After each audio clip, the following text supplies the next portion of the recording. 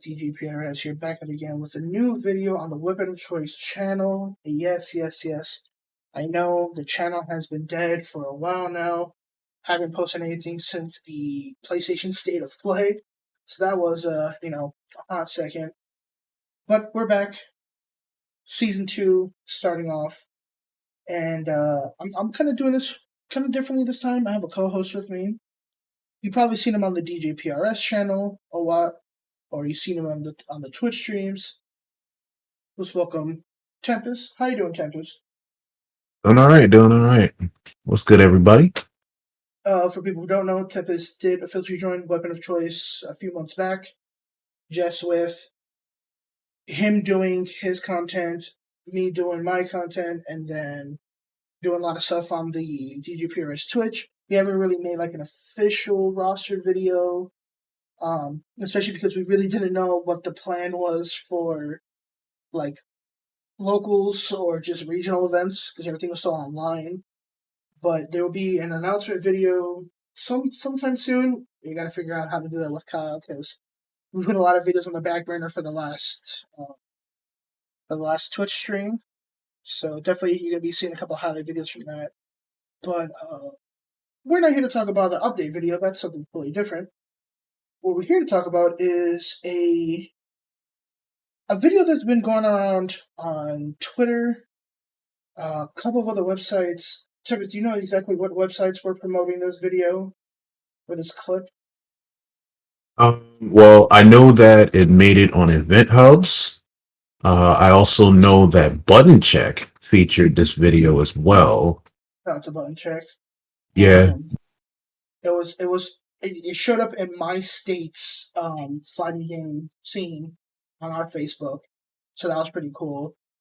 But the best part is that we actually got to connect with the person behind the video. Good friend of Tempest, homegirl of mine. You know what? Before we read the introduction, I'll just roll the clip.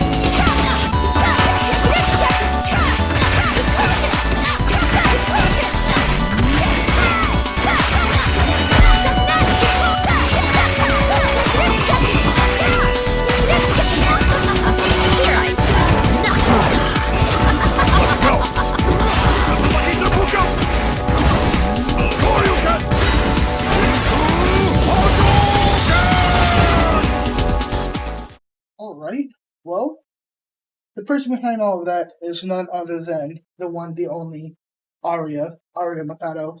How you doing, girl? Yep, doing okay. Hopefully everybody else out there is doing good too. Alright, you staying safe out there? Not a problem over here. Trying not to get sick. So, thank you for taking, time out of your day, because I know you've been on the stream grind. Virtual Fighter just came out. The the Street Fighter pack just came out, so I know you labbing up a lot. And let's say it's not like an inconvenience thing, but I'm just glad that you were able to take time out of your day to do this. And this was like 4 days ago when I messaged you. Yeah, somewhere around there. I don't mind though. Definitely take time out of my day to do this. Perfect. So one of the main things we wanted to do is kind of just get to know you, let let the world get to know you a little bit, because once again, it's just one of the things where check out this combo video, check out this, check out that, but not that many people get to know the person behind the videos. It's mostly just like, cool, I'm gonna share this video and then I'm gonna move on my day. I don't like that shit. I like, people get the credit where credit's due. You can always Yeah, ask somebody, but you don't know that somebody. So we have that's the truth. I give her a list. Well, I give her a list of this question I was gonna ask her. So we're just gonna start off. Who is Aria? Okay. Short answer that Arya is me, obviously, right? I'm a trans girl and one of those like stuck in the shadows lab rat types. I'm generally quiet, reserved as a person. At the same time, I'm like really open when I Okay, feel like something needs to be said. So I'm blunt, probably to a fault. I that's have had perfect. struggles with voice and body dysphoria for a long time, with the former being something that stifles me more than it should. So it's that much harder for me to talk unless I can be comfortable in some way. I think that pretty much covers me in a nutshell. Okay, okay. Well, me and Bobby are very blunt people as well, and we've had this talk before. It's like I'd rather have a conversation with somebody that we can both express ourselves without having to feel like we're stepping on eggshells, because the conversation flows naturally and none of us beat around the bush. You would agree to that, Bobby? Yep, definitely would. Um, and especially in the FGC, because exactly, like, a lot of people in the FGC, they're always lurking in the shadows, or if something bothers them, they won't say anything until like it bottles up, and then they explode on everything. And I feel like that's unhealthy as well. It is. It's very unhealthy. And if anybody's ever caught Aria's streams, she is very, like when she's playing a game or something, or like something really catches her attention. Like you said, like when she feels comfortable in that setting, she can go on little rants here and there, but that's what makes her her, and that's like a good thing. Uh, well, I guess from a content creator's point of view, I know certain people just like, okay, you talk too much, like let's keep playing the game, but that's people with low attention spans. No. Speaking of that, you say you're a lab rat, but I know that you don't just play fighting games. What other games do you play? I'll pretty much play anything that catches my interest by showing me that it's got more depth than you might probably consider. From Devil May Cry to River City Girls, down to things that some would consider to be quote unquote lesser, like Senran Kagura. If you can do something like cool with it, basically, I'm there. This, of course, is something that translates over to fighting games, and there are a number of those that I love a lot, both for the technical aspects and for the spectacle that goes into the gameplay. Like a lot of it is really cool to watch, right? Mm-hmm. Being able to do something and just go, man, that felt really nice. That's a feeling a lot of people take for granted. If we're Right. talking about the subject of what games am I currently playing, like you brought up earlier, Virtual Fighter 5, Ultimate Showdown, that's a big one for me. I am a huge Virtual Fighter nerd, and while my details may not always be 100% correct, I could sit here and talk to you about the lore of that game for hours, because there's a lot of it. And what a lot of people don't know is that it gets swept away into instruction manuals, and you won't find it in the game because they focus on the gameplay. That's that There's back in bits the and pieces day. of it, right? There's bits and pieces of it in cutscenes and stuff, but you won't even catch it unless you know that the lore exists in the first place. So it's really interesting. There's also, of course, Power Rangers Battle for the Grid. The creativity that game allows is it's absolutely off the charts. And I think that as a game, it's come a really long way in the couple of years that it's been out. Like I'm hoping for more content for sure. Everyone that's gotten in so far has been really cool, but there are Power Rangers series that have not been represented yet in there. And I'm a gigantic like Power Rangers nerd too. So like I would like to see Dino Thunder have characters represented in there. I'd like to see certain people, like certain Rangers or villains, show up from other series. There's a lot of potential there that's just untapped, and I hope we get around to that. So you save the best for last. Well, in the sense of like topic wise for Battle for the Grid. So I have to ask you as a sidebar comment: how do you feel about how they handled the Street Fighter pass? I think it's really cool, honestly. I think it's a bit of a risky move, right? Mm-hmm. To bring in Ryu and Chun and then make them operate like their Marvel selves.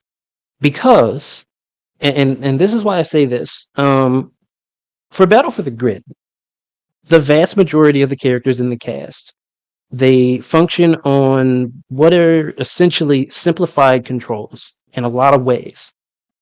This takes a lot of the how out of how to do things.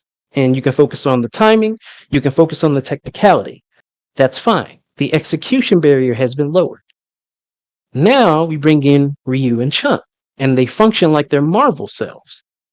If the vast majority of people that got into Battle for the Grid just happened to be people that were there partially because of the lowered execution barrier, these characters coming in may push some of them away Gotcha. because they may be a bit too much for them. Chun, especially between the two, is very execution intensive. So you're only going to find pockets of people that are playing those characters. And more so, like even fewer still, that are playing them effectively. So it works. Like they're fun to use. They're very interesting as characters, and mechanically they fit. But just on a technical aspect, when you look at the player base, I think it's a tiny bit risky, just a little bit. But they did a good job. Like they come in from Marvel, translate really well. It's really cool. So now that, but how about financially? I think financially it's fine. I would assume because Street Fighter has a lot of recognition. They already did a crossover with Legacy Wars as it is, and they even had the live action like movie thing too, so that was cool, right? There's no real wrong move they could make by bringing recognized fighting game characters into their fighting game that is growing in popularity.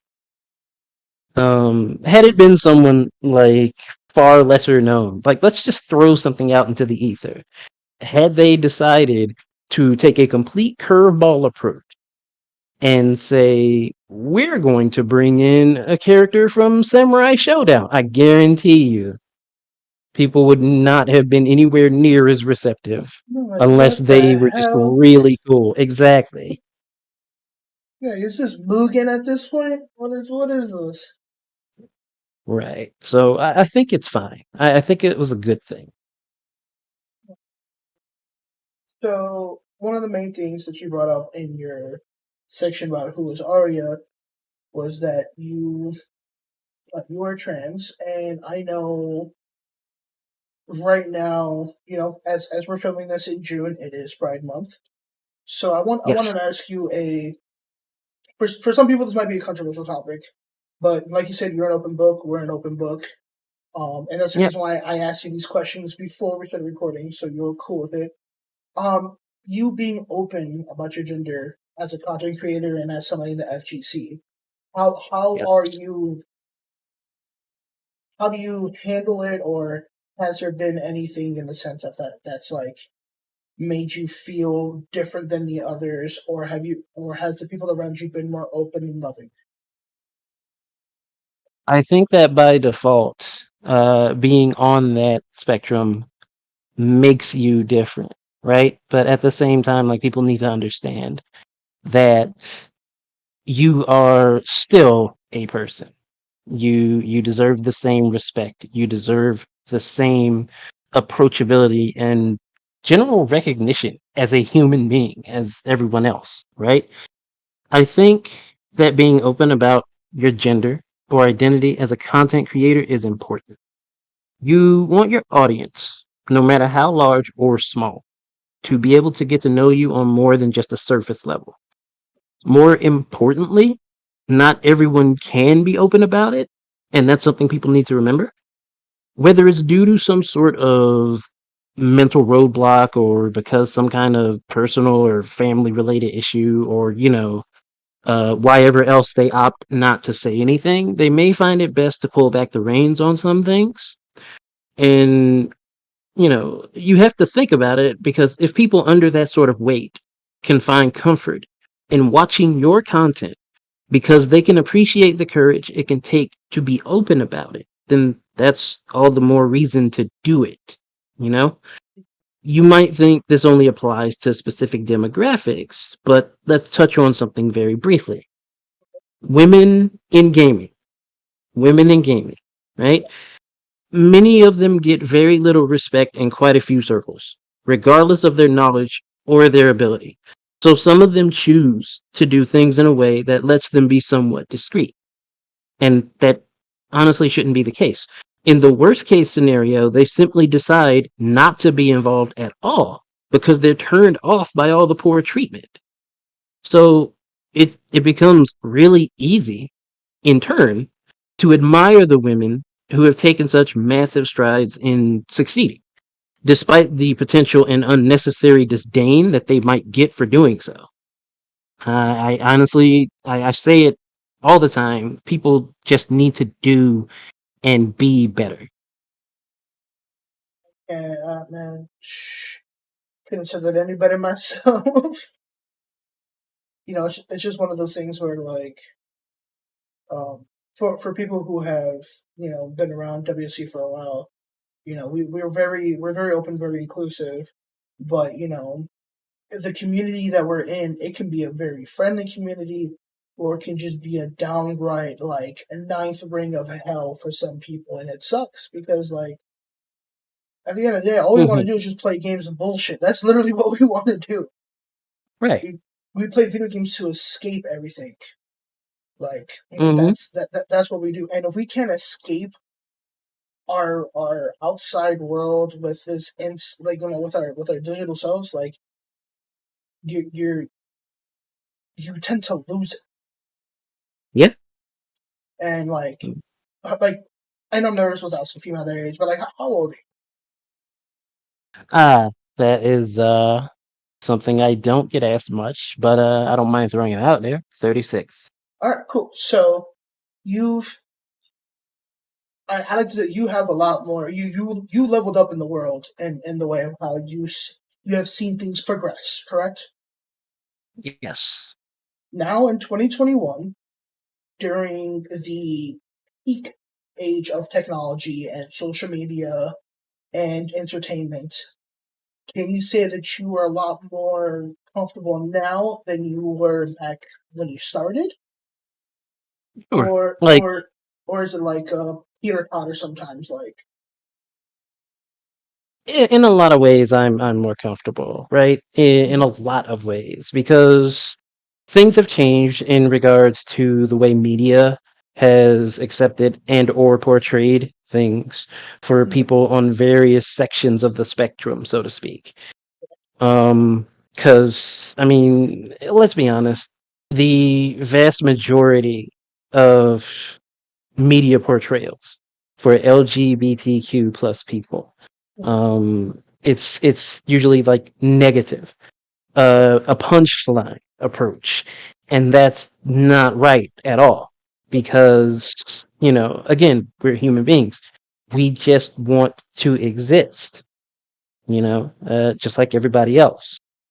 Um, but as things have changed, as shifted over time, it's like yes, you're still going to have those people that are against you for the sake of being against you. But so many companies and outlets and whatnot have been just really forward about being accepting of people of this nature now. And what's more to the point, regardless of how people might feel about it, they've also been much more aggressive about taking a stance against abuse towards those people, right? Towards our people. And that's massive. Because compare that to back in the day, you wouldn't have gotten that. It gets really depressing to think about at times. Of course. And, just being lucky enough to say I'm alive now, considering everything, right? Especially with the way some people in some places approach bisexual or gay people or transgender people, right? It's in some places it is literally a danger to your life in general to be gay, to be trans, and it shouldn't be that way. It really shouldn't. It sucks. But that just reflects on the statement that I'm glad that we're at least getting to a point where more and more people are being accepting, being willing to understand, and we need more people to do that. I said it before. People just need to be better. Especially when we have prime example, right? Mhm.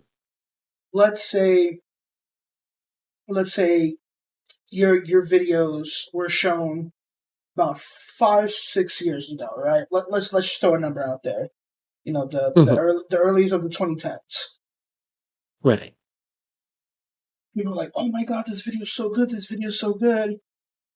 And then, oh, I wonder who this person is, I wonder who this guy is. And then they find out, like,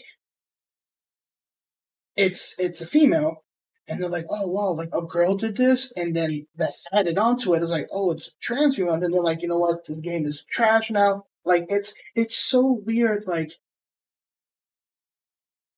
like, the thing, like, we have to hide behind something. But then the moment that Mhm. you find out who you are, and that recognition immediately goes into the gutter, and it's like, I'm still the same person who made this video. Like, Yeah, it doesn't change the content, but it has done a job on explaining who you are as a person. yeah, and it's kind of funny because a lot of people still to the day, their whole thing is like gamer girls, and it's like, yes, and it's a not a really good word to use, but like e-thoughts exist, gamer girls exist, but then just women in gaming exist. There's categories for everything, and that's why they're categories. They're not labels; they're categories. Mhm. So it's like, it's good that we're so progressive, but it also sucks that we're not as progressive. Right. But it's good that you have your friends and your community. And then you're also you also have a crew, kind of like me and Tempest are in WoC. You have a Mhm. crew with Mind Over Mixup, correct? Yes. So so Yes. so what is Mind Over Mixup? Is it an org? Is it a crew? Is it just like a group of friends? Is it a community? It's a little bit of everything in some ways, right? Melting Except pot? for the org part. There's nothing money related in that right now, Okay. right? You Mind said over not mix up. yet. Ooh, so Mm, is that hinting towards something? Wink, wink, nudge, nudge.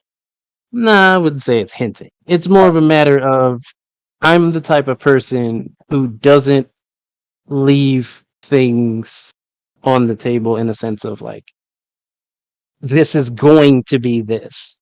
okay, understood. Um, I will 100% leave the chance for something there to exist because I don't know what's going to happen. Okay. I'm logically minded. Mind of a mix-up, right? You asked what that is. Yeah. It is. It's a little like brainchild of mine, sorts, right? I've got a passion for teaching, Okay. I've made combo and tutorial videos for years on years. My editing, it isn't the best by miles, right? I'm very straightforward with my editing. But my goal with what I do is to try to be informative. I don't consider myself to be an absolute authority on any one thing, but as with anyone, there are things that I'm more knowledgeable about than others. And I prefer to take that knowledge and pass it around to people who might be able to use it. I Okay. also intend for it to be a platform for expression, which is why, as of right now, it's being completely inundated with stream VODs of mine from playthroughs of various games to talk segments that I've had with chat members in those streams about various topics. The others that are involved, Hexelf, Korean Panda, Kazumura, and of course Tempest, uh, they're all close friends of mine that I've known for years with a similarly minded agenda. They can't always contribute as they'd like to, but they still give their input on things when they can. And we've at least got more group discussions coming in the future, as well as more general content. Like like Lastly, though, like round table talks and stuff. yeah. Yep, definitely. Lastly, though, I want it to be a platform that's indicative of acceptance. Whether you're bisexual, gay, a lesbian, transgender, like, regardless of your color, your voice, etc., you're accepted. As long as you aren't, a colossal bag of douche. I love how you Uh, just said that. You're like, nah. That's where I draw the line. yeah, yeah. Okay. Now, once again, shout out to all those people that already mentioned. Their links and stuff will be in the description down below as well. All love here. So I spoke to Tempest a while back because Tempest actually showed me your videos after I got destroyed at the Royal Rumble, the Royal Ranger Rumble earlier this Mhm. year. That's because I haven't picked up Battle for the Gradient since it came out, and what ended up happening was, I picked RJ, Time Force, and Udana, and Ted was like, "Yo, watch Aria's videos. Like, try to get something out of this." And I was like, "Yo, I'm like Aria's so sick. Like, how come she's not competing?" And he's like, "Well, she did at one point. She was at Evo and Anime Evo." I was like, but she focused on the combo stuff. So competing for you, was that like a pastime, and now you rather just be a teacher or a coach, or do you see yourself coming back to the competitive scene once the world is open again? So the whole thing about competing, there are layers to this Okay. as an answer for me. Um, I brought up the voice and body dysphoria before, right? Hmm. So let's take a second and like expand on that. Okay. I was diagnosed with Asperger's syndrome. Okay. To severely understate it while giving an explanation, it basically means that being social is more than just a struggle. It's not a fear that needs to be conquered. It isn't nervousness. It's a literal mental chemical imbalance that oftentimes needs medicine to keep in check. Since mine is on the severe end, I have to be exceptionally picky about where I decide to go and when in regards to, say, tournaments or conventions. For reference, my very first convention that I ever went to, on my first night, I actually physically collapsed when we got home. Not, oh, she passed out as soon as she lay down. No, we went inside. I dropped my belongings and immediately fell unconscious and had to be helped onto the couch. Gotcha. Yeah. So, given that, one might go, you could enter online stuff. That'd be fine. And you wouldn't be wrong about that. But then there's the rest of me to consider. See, I think that everyone in the FGC has their own niche to fill. There are a number of reasons to play fighting games, and I feel like if what knowledge I can offer can help anyone out at all, then I'm doing something right. So my passion for teaching gets translated into the combo tutorial videos that I make. They haven't always been massive, but I don't mind that at all. As long as I have a platform to express those thoughts and interests in the first place, and someone can get something out of it, I'm more than fine. Um, as long as the lesson was taught, that's all that. right, right, exactly. So, that makes a lot of sense. It's one of those. It's one of those things where you're doing something for the community, and that's all that matters at the end. Even though that phrase right now has been kind of turned into a meme by Justin Wong, apparently. Wait, But look into it. You can find you can find that. But yeah, the meaning has not been diluted at all. It's just right now there's something going around that's kind of funny. Yeah, look into that. What's best for the community? Yeah, yeah, yeah. um, welcome but back, no, Bobby. Welcome back. Oh, um, that's hysterical. that being said, though, like even Desk has that same sort of mindset, right? For someone that is far more known for like their combo endeavors and things of that nature. Desk has that same mindset where he's not out to be competitive. All he does is, dig into the games and stuff that he likes because it's his passion. And that's 100% fine, right? It these games are made for people to enjoy. Even if they have the competitive aspect, that's not the only way to enjoy them. You got the power in your hands, though. Yeah. You got the power. You should use it on people. E-man that shit. Nah, we're good. Yeah. So that's cool. Now we can transition that into the next question. Your combo Okay. videos and your air quote internet fame, in the sense where this one video is popping all over the place. Do you Hmm. do you see yourself doing these combo videos until you can no longer do them, or are you thinking about once a certain game just stops being known, you're just gonna hop onto the next one?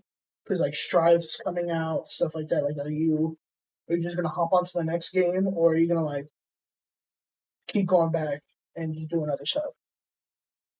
Well, okay. So about that, right?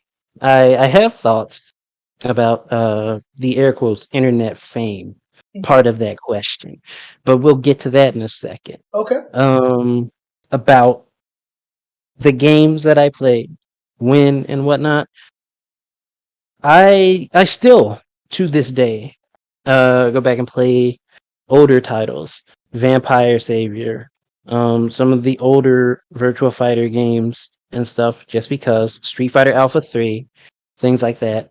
Um, I play games as well that don't have anywhere near as big a following or aren't as popular, like Nitro Plus Blasters, Heroines Infinite Duel, and a couple other things. I tried playing that. And yeah, It's it's a floaty. bit weird.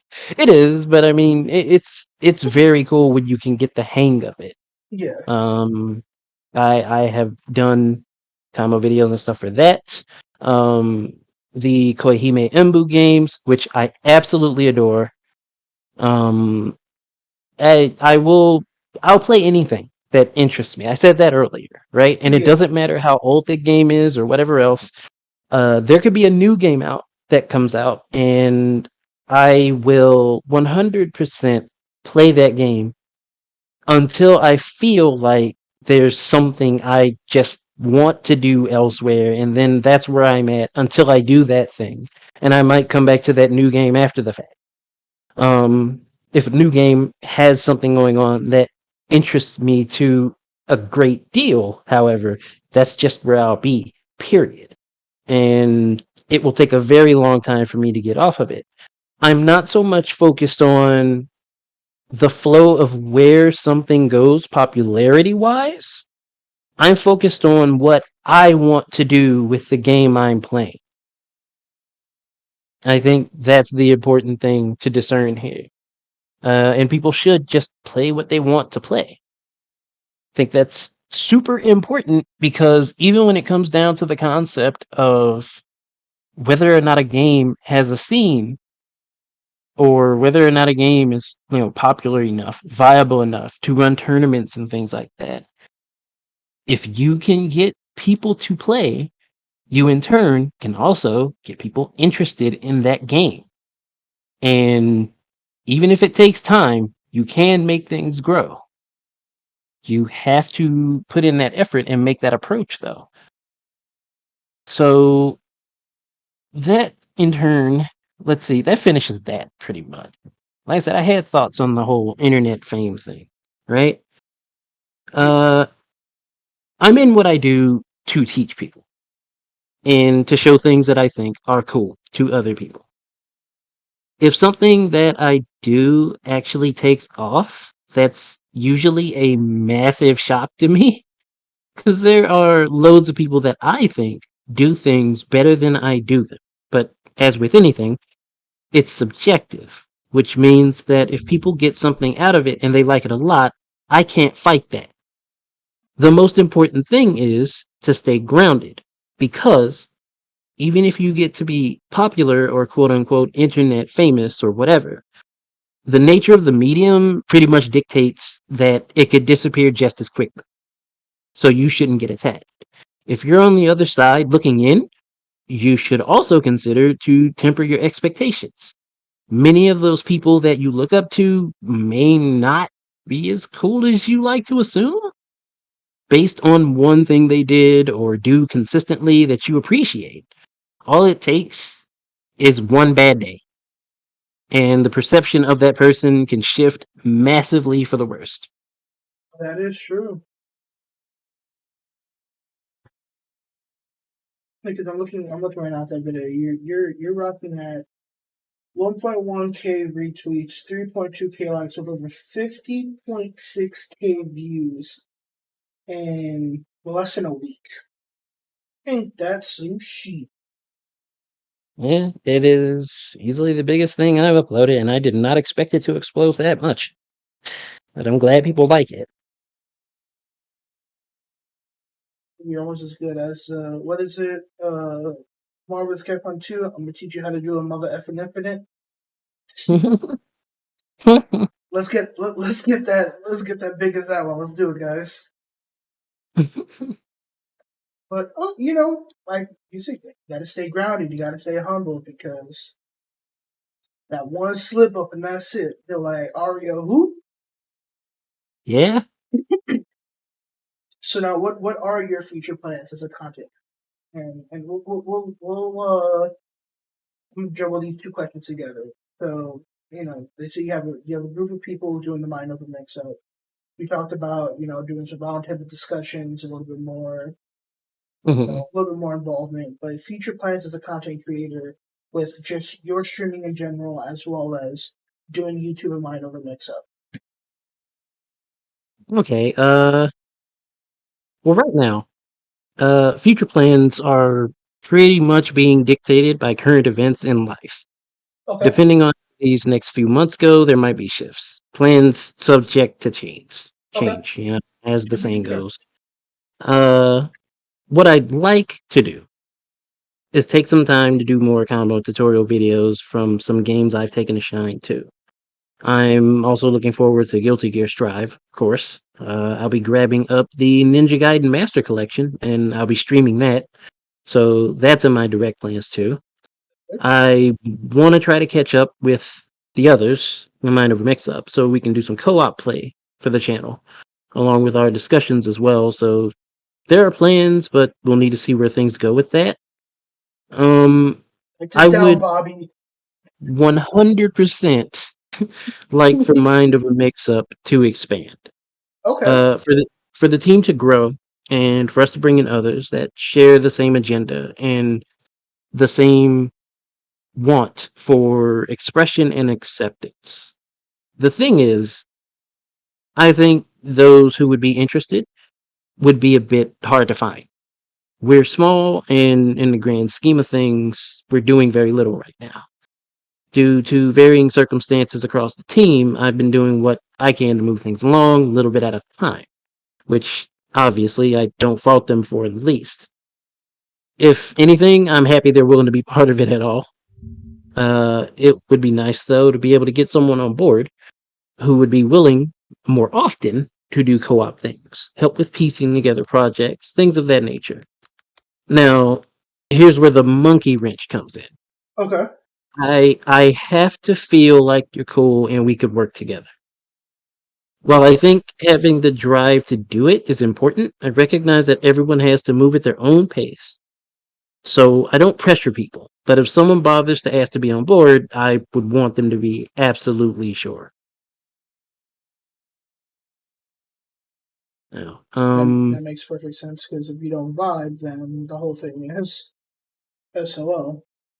yeah, right, exactly. And of course, that bleeds into the concept of collaborations too. Like, I would want Mind Over Mix Up to collab with people. Yes. Do I expect it? No. It's a nice thought, but that's all it is unless we're approached about something in the future. So, I'm looking at analytics and stuff like that, and it's like, for the amount of subscribers that you all have, plus the amount of views, it's around like the same base. But it's also one of those things where it's like, I personally don't see a lot of promotion for it, and that's because I know you all just kind of just go with the flow, and it's just like, all right, cool, here's the VOD, see it when you can. right. But at the same time, it's like, I mean, this channel was made not even a full year ago, so yeah, you good, Right. you're Right. doing good for what it is now. And it's just one of the main things where it's like, passion project has become, a little bit, you want it a little bit more than just a passion project. You want it to be a standalone thing. So I completely understand that. That's the same thing with how WoC was at the beginning. It was, that's funny enough, WoC started as a Smash Bros. Crew in my Right. state, and we just, it's one of the things where we were constantly just going to Smash Bros. Events. I was a TO at one point, so WoC was hosting events, and then we're like, listen, you're good at this game, I'm good at that game. Let's start making videos, and then it just kind of just roller coastered into like, all right, now we're doing 1,000,001 things. Where did we start off again?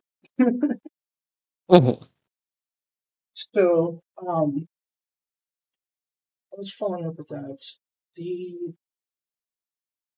Some of my times I was looking at the channel. Mhm. So right now the YouTube channel is mostly the VODs of the streams, and then Yep. you have certain pieces like Tempest things that either didn't make like the drizzle or Eye of the Storm, then it goes into the Mind of the Mix itself. Now for this expansion and things like that, what is Mind Over Mix Up missing? I think what Mind Over Mix Up is missing, if we were to talk about it in a practical sense, Yeah. would probably be someone else that is on board that is just as passionate about looking into the technicalities of certain games and certain things, and then creating off the back of that passion, Okay. right? Because there's one thing, it's one thing to want to look into something and maybe talk about it, right? But when you're willing to take that passion that you could spend simply talking about something, and you can make a presentation out of it, you could make a combo video, an exhibition video, a tutorial video, something of that nature out of it, to see that sort of thing more often would actually be nice for the channel, and I mean from other people, because it would give varying flavors of content, so to speak, of that nature, to potential viewers of the channel. And I think that's something that could help it grow. So give me an example. Okay, actually have one. A lot of the combo videos that are on Mind Over Mix Up right now, most of them are mine. Correct. Yeah, Right, as of like the Battle for the Grid, the RJ stuff. yes, Some of the things for the River City Girls I saw, like you had like a video in there somewhere. that right there, the River City Girls one, specifically on the Mind Over Mix Up channel, that's not actually mine. That actually belongs to another team member. That's Kazumura's. He Oh, did really? that. Okay. Yes. Yes. But as of right now, in regards to any sort of exhibition or combo video based content, he is the only one that has submitted anything of the sort. Everything else combo video or tutorial related on there has been created by me.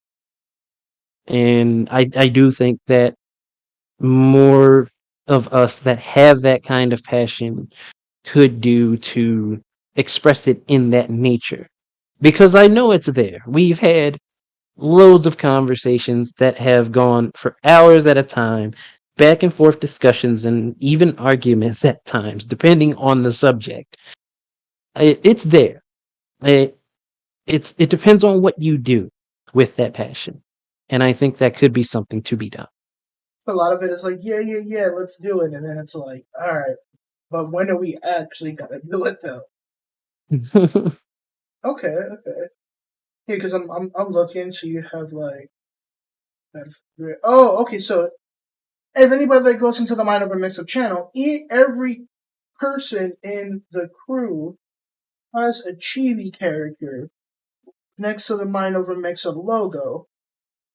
Hmm. Oh, that's pretty cool. Little Yep. Easter egg there for people who are just tuning in. That's pretty dope. Because I've edited, I've edited some type of videos, and I'm just like, okay. And I just didn't notice that until right now. I was today years old when I realized. So you, so you still want Mind Over Mix Up to still be predominantly fighting game related? Sure, but again, it's a platform for expression. So if Right. someone wanted to actually, do some sort of project or even drop stream VODs or anything having to do with whatever other game they wanted to play, that would be more than welcome. Okay. You create content, do what you want to do, obviously within reason.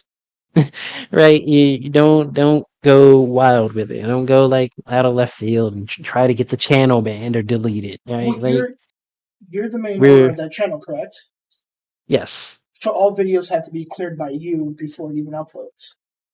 sure.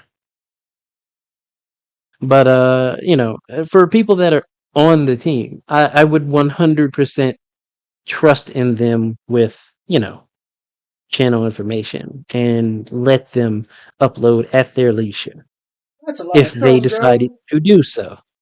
Yeah, but I mean, that's the kind of trust you need to have if you're going to be a team on a project like this, right? Because if everyone's going to do their part, well, how can they if they're not allowed to properly express themselves? Okay, I feel that. You're being all deep and whatnot. No, I completely get that though. That's the perfect way of putting it. Mhm. Um, and then I guess the question underneath that was kind of already explained in multiple parts. You're doing FGZ stuff your way and have been doing it your way forever. So Mhm. COVID or not, you making waves, whatever.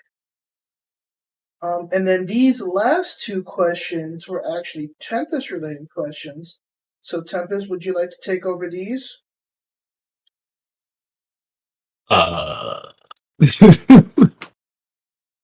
I guess I could. Okay. Yes. Do you need me to send you the thing, or Yeah, yeah. You might want to maybe yeah, send it. I'm gonna copy and paste it into the chat.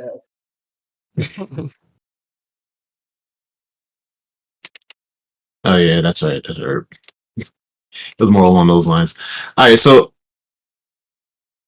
when you actually do create Aria, what tends to spark your entire creative process? Like, what kind of just makes the light go on in your head? Oh, that's a loaded question. That's a loaded question. Let's Uh, go, loaded question time. all right. So I said before that a game has to catch my attention. There has to be something in its mechanics that I find interesting enough to dig into it in the first place. Once we hit that mark, though, there could be a number of things that could spark the creative process for combo creation. I could do a combo, be satisfied with it as it is, and then watch it back and suddenly go, wait, maybe I could do this instead. I could be hanging out and listening to music, and a particular track might catch my ear. In which case, I might go, this is combo music, but for what? And things can go from there. There could even be those rare occasions where someone might tag me in something they did, and I might see it and want to help them iron some things out if need be. So it could lead to me messing around with whatever route they had to see how things can be bent. I think most anything can contribute to it at any time, honestly. It all depends on the game and where the line for creativity within it begins and ends. Which, to circle back around is why Battle for the Grid just kind of took off for me. It's like there's loads of creativity, and whenever you think you found the line in the sand gets, blurred out and then moved back a few more yards. So you still have more room, and it just continues to grow and grow more and more. It's really nutty, and I appreciate that. That's deep. It's the never-ending struggle. It's the Mm-hmm. combos for me. Right? So I'm gonna piggyback off that real quick.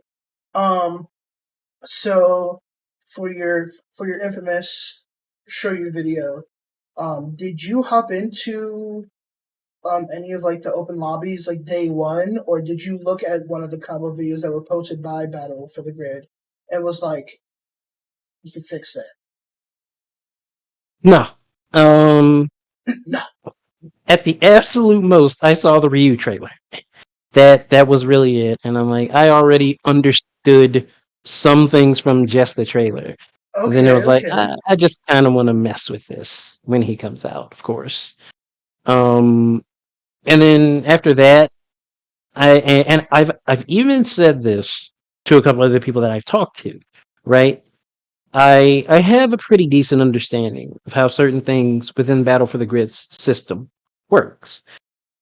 And one of the things that only, most of the intermediate to high level players know about the juggle system is that there are moves in the juggle system that say either they somewhat ignore the juggle limitation to where like it doesn't really add to the ability, like that timer, that invisible timer that says if you hit someone when this timer is maxed out, they auto tech.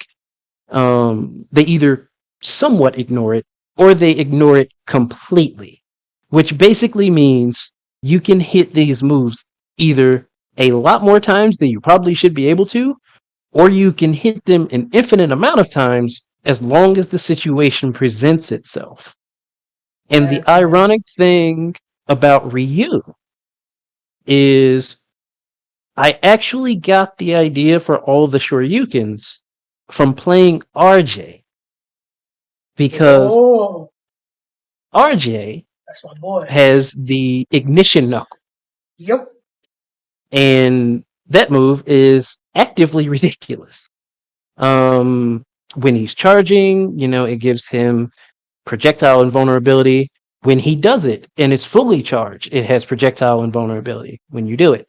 Multiple hits, it's a combo starter, it goes pretty much full screen. Yeah, it's a move. It is a thing, right? So when I started messing with that move back in the day, one of the first things I noticed was, regardless of whether or not the juggle limit was met in that combo, he could do as many ignition knuckles fully charged as you could fit in that combo, regardless of whatever. And that just kind of opened up doors for a lot of nonsense. So when that kind of came to mind, and I was like, oh, well, you can just hit certain moves as many times as you want, more or less, as long as you can do it. Then I was like, what is this move for Ryu? What is his move that does not have a limit? What's his limitless technique? I'm sure you have everything. Exactly. It's the Shoryuken. So I'm like, well, they gave him a light, a medium, and a heavy version. So I'll just use the light because there's, not much in the way of recovery. And it still manages to pop people that are airborne up fairly high. So let's Frames. try hitting it at the peak so we can continue, and things just kind of snowballed from there.